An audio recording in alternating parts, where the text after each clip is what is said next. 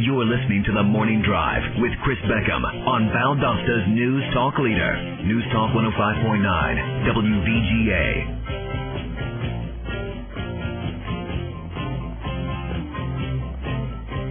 All right, back on The Morning Drive on this Wednesday morning. Luckily, the fog has lifted, and so not quite as bad outside this morning, but very foggy earlier. But now we got a beautiful day staring us in the face, and hope you get out and enjoy that. 241-1059 is our number. I'm going to talk a little local politics. We're tired of the national stuff. Let's get to where the real work gets done, and that's locally. And we had a situation earlier this year, last month, as a matter of fact, down in Lake Park, and two gentlemen who have served on the city council at Lake Park for the past 6 years in studio with us this morning, Paul Mulkey and Eric Schindler. Guys, good morning. How are you? Morning, Chris. Thank you for having us. Thank you. And guys will come in now. Let's kind of recap exactly what happened. Both of you have served on the city council down in Lake Park. Eric, I'll start with you for the last 6 years. But last month you decided things are not going as they should, and you stepped down. Tell us exactly, Eric, you first, what happened last month. That's right, Chris. The January 3rd council meeting was the first of the newly elected council and mayor. Upon entering that meeting, there were motions made to eliminate top key personnel in the city clerk, fire chief, and police chief, and replace them. I was pretty much blindsided by these appointments. Was not kept in the know. I asked during the meeting if there was a meeting that I had missed, and I was told no. Our city clerk had been with the city for 30 years. She had total knowledge of all our computer programs, counting. She wore many hats, and basically eliminated her and left the city in dismay. It was I feel it was a reckless act. Mm-hmm. Took a fire chief who had brought us from ruins. He had lowered our ISO. He had gotten us many grants, brought up our brand new fire trucks, mm-hmm. and just was doing an outstanding job. They eliminated him. When we came into the council meeting, I noticed that there was Tim Baker, who was a previous fire chief that we had removed from that position for not coming to any meetings and lack of reports.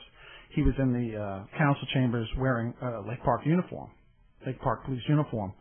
And I kind of thought that was weird because he wasn't on the force. Right. They appointed him that night. Mm-hmm. So there was obviously a collaboration between Russell Lane, Sandy Sherrill, and Ben Futch. Russell and Sandy, the other two council persons? There's Russell Lane is one of the councilmen.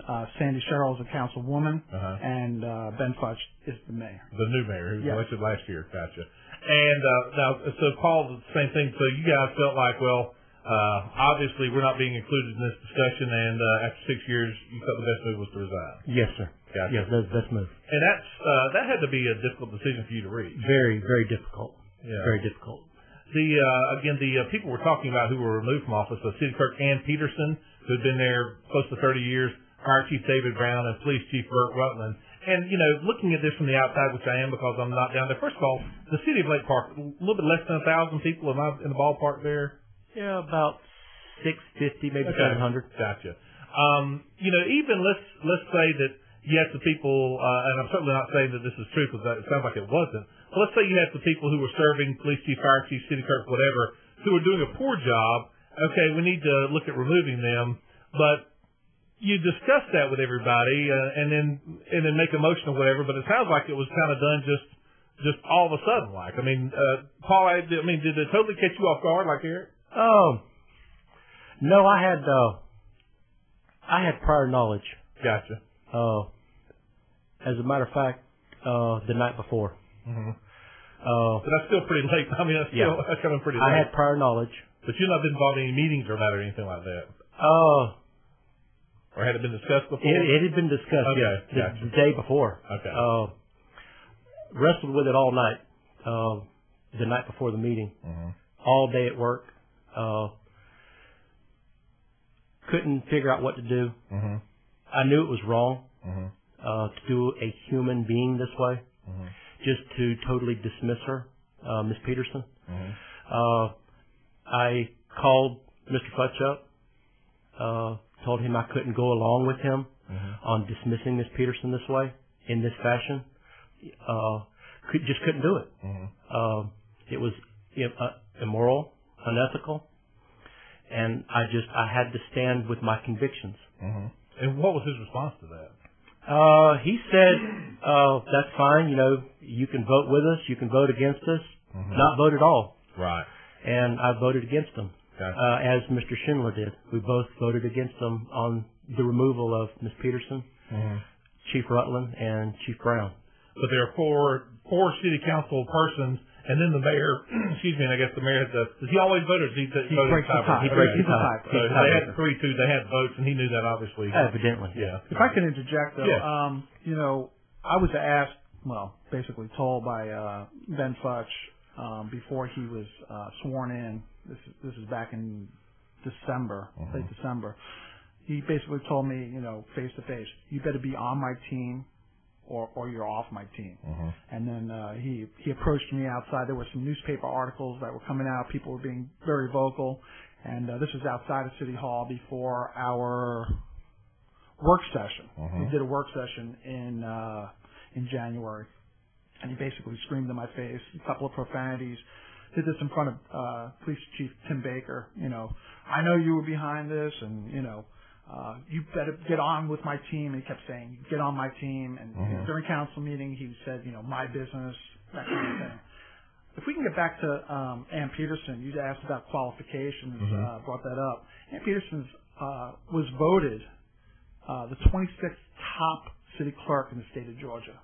Okay, they do an annual survey. She is a certified city clerk. She had complete knowledge. We have many audits on the city.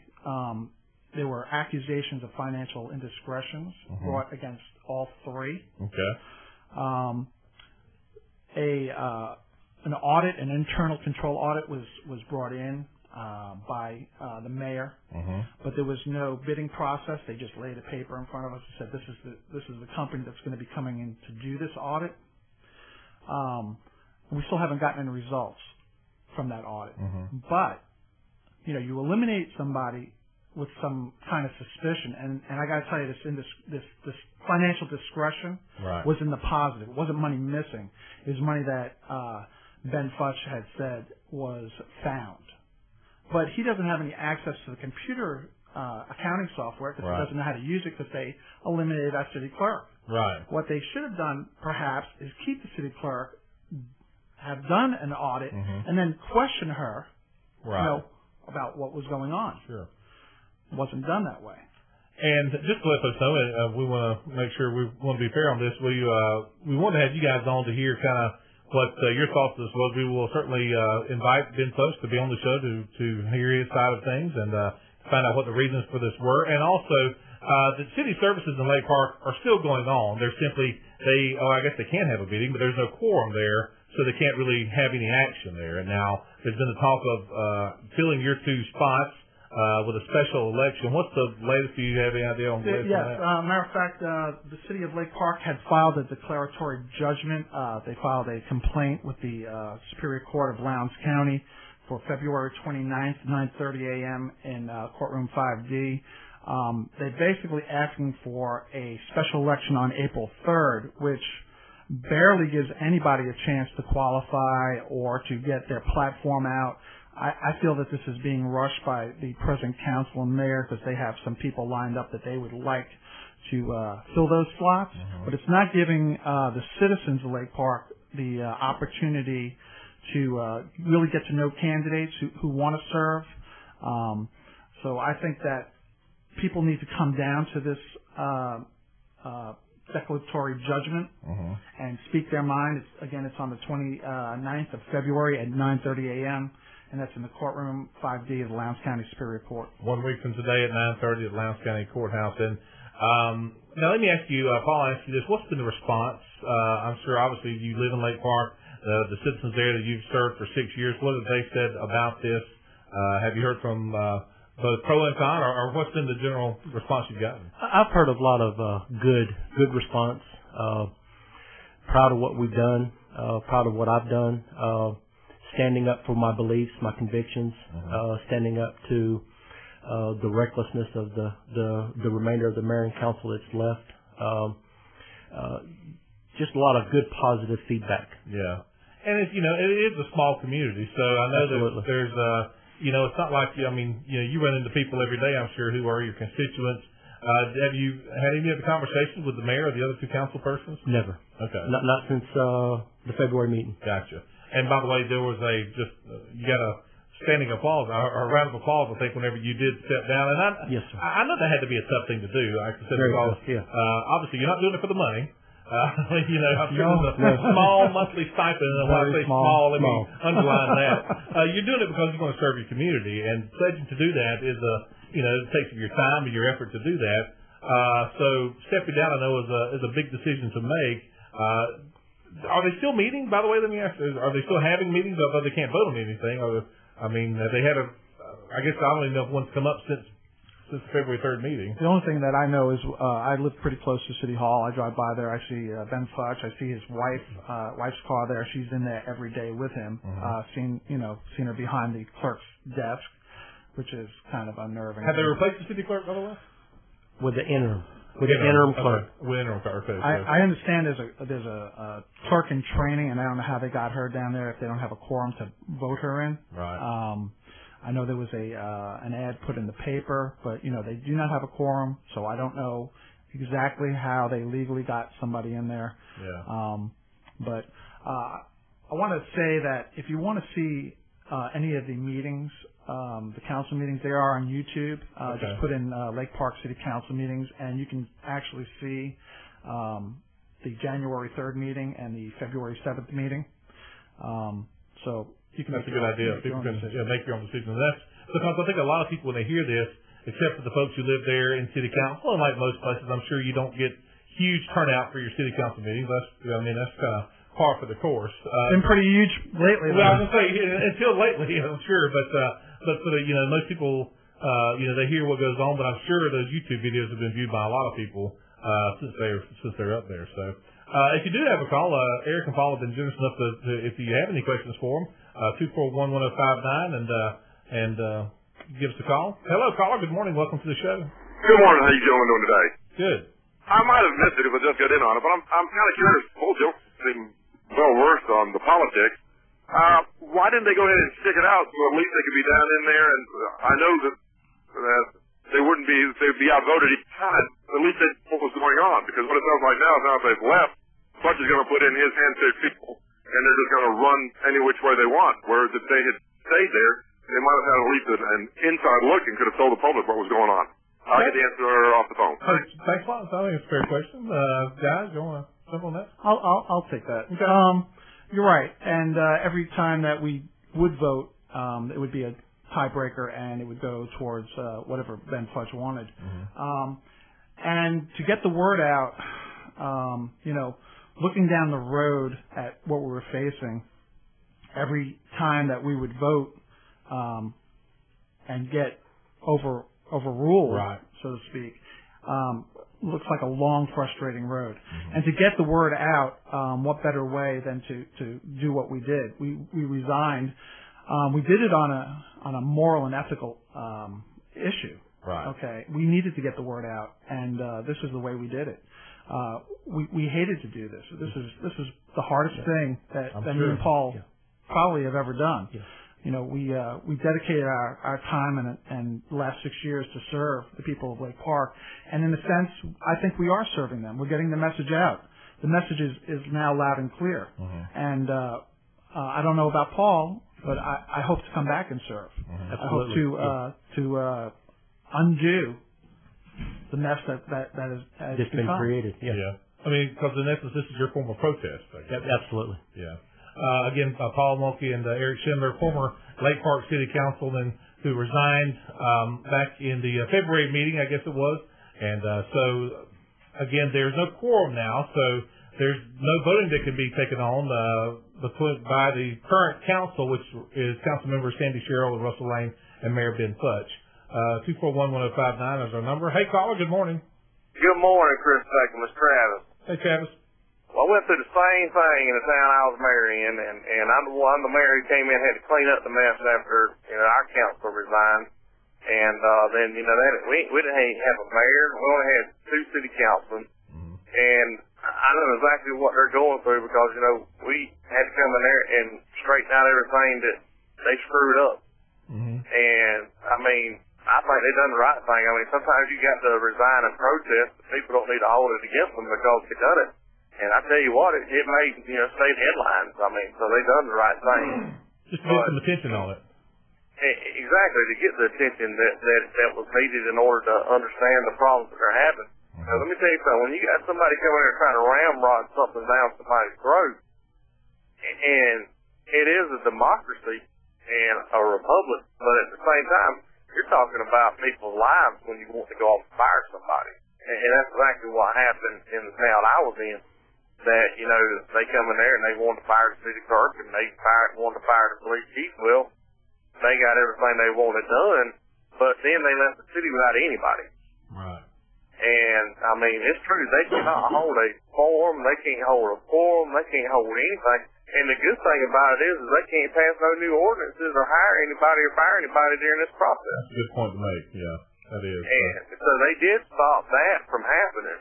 Gotcha. So, you know, there is this thing of civil disobedience, and I think they've done a good job. But also, if they would have stayed on the council, there is an old Georgia law that if they refuse to go to the meetings, and after they miss so many meetings, the mayor can order the police chief to go pick that person up if he's within the city limits and forcefully bring him to that city council meeting and have a forum.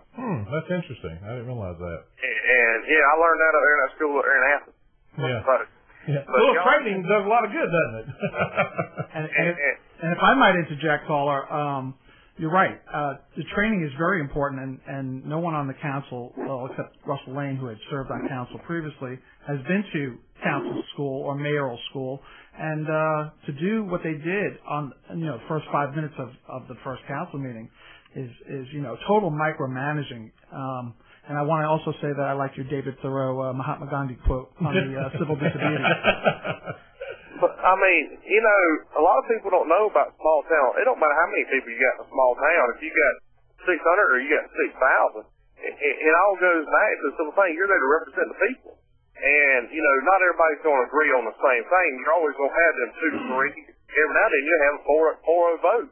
But, you know, when it comes down, I remember poor Miss Sherry, she really caught it over there because, you know, they had this group that came in there wanting to get rid of her and wanting to get rid of Randy. And, you know, and then we had to go in there and clean up the mess that they had caused. And none of them won re-election. And so, you know, then we had to go in there and clean. We had to hire a new city clerk. We had to hire a new police chief. Now, we had to go through all that to get the city going back again. And he's right. I mean, services ain't going to stop. The only thing they can do now is write checks. Gotcha. And pay the bills. That's it. Sam, good point, man. I'm glad you called this morning, buddy. All right. Have a good one. All right. Take care. Call brings up some very good points. I mean, that kind of training, it is, you don't just sit in there and start going through things. I mean, there is certain training, certain rules that you have to abide by when you're serving as a city council person. There's definitely something to be said about coming in, observing, and then making the changes as needed, instead of coming in and just clearing house and then looking at the mess and saying, well, what is this and what is this? You know, talk about checks. Some of the checks that I've seen coming out of City Hall are now all handwritten and signed. And these are computer checks because they don't know how to use the accounting software. And they want, and from what I understand, they want to bring in a new accounting program. We just bought this one last year for, I think it was upwards of $9,000. It was around $9,500. So, you know, this is terrible. I mean, what's going on? It is micromanaging, and a city is no place to be micromanaged. You know, you have to delegate authority, and that's why you have checks and balances. That's why you have people in certain positions. And that's why I believe that me and Paul, you know, we needed to resign. We needed to get the word out on what was going on. And a very good point the caller made as well. By if they had stayed there, they could have still called for a vote. They can't do that now, and so I think that's a good point to be made as well. Hello, caller. Good morning. Welcome to the show. Good morning. Thanks for taking the call. Yes. I was at the mayor council meetings in Lake Park in January and February both, and I'd just like to sum up the meetings in just a few words, and that is that the action that was taken by the current mayor and 2 remaining council members was done without just cause. That's all I want to say. Sure. Thank you for your call. I appreciate it. Paul and Eric, you two guys are popular. We have another phone call coming in, so we appreciate you taking them. Hello, caller. Good morning. Welcome to the show. Hello, caller. Are you there? Good morning. Yeah. Go ahead. Just reading in the paper and listening this morning. You may want to turn that radio down. I wonder what are the residents of Lake Park doing about it? There's 650 or 700 people. There's no recall action, or are they just kind of putting a bad light on Lake Park? So just a little comment on that. That's all. Good. That's a good point. Have you guys, again, you talked to residents down there. Obviously, you live there. Has there been any talk about any kind of a citizen move or anything like that? I've come across a few people talking about recalls. I think for a recall, you need 30% of the voters, registered voters, and it has to be on each individual person. Interesting enough, in the state of Georgia, there's no judicial way of removing an elected official. It has to be through a recall unless they've done something. Right. Indicted or something like that, yeah. But, as far as bringing a special election, that goes through a judicial process. So that's kind of, to add some, you go through the judicial process. To remove somebody has to be a recall done by the citizens. So kind of unbalanced there, I think. Say about 650 citizens. Any idea about the number of registered voters among those citizens? I'm wanting to say there's about probably 300. Yeah. That sounds about right. Yeah. So anyway, you can go through. We'll figure out what that process is. But we'll take one more call, and we appreciate these two guys being here this morning. Hey, caller. Good morning. Welcome to the show. Chris, how you doing? Good. Listen, I guarantee if you check the panel on that whole council, I guarantee most of them went to government school. And what you just heard from the recruiter, listen, we're putting out idiots, man. And these people can't even get along. They can't even work a computer. I mean, we're putting out idiots. Okay. I appreciate the call. We got to run to a break. But let me, you say most of them have been to school as far as training, and you're saying that's as far as the serving council, as far as you know, that's incorrect. They have not been. Eric and I are the only two that have been to mayor and city council person training. Okay. Russell Lane in previous years, I think since he's been out of office for 6 years now, all that's null and void, which he would have to go back and get retrained. Gotcha. City clerk, the interim, has no training in city clerk government, municipality management, was not bonded. So, again, now, Sandy Sherrill and Russell Lane, are they also new to the council? They were just elected last year, is that correct? Yes, absolutely. Okay. And Sandy Sherrill was elected on a special election for the previous council. Yes, right. Because we had somebody move out of the city. I understand. But she had not been to council school yet. Gotcha. Okay, very good. Again, Eric Schindler and Paul Mulkey have been joining us this morning. Guys, I appreciate your time for being here, and we're still getting calls. We got to run to a break. I don't know, but I appreciate you for being here. We'll answer them as best we can, but I know it's this has to be a tough move for you guys to do this, and we'll just kind of see what develops from here and see how it goes. Thank you for having us. Absolutely. We appreciate it. We're going to take a break after local news coming up next, and more of the Morning Drive coming up right after this on News Talk 105.9. This is WVGA.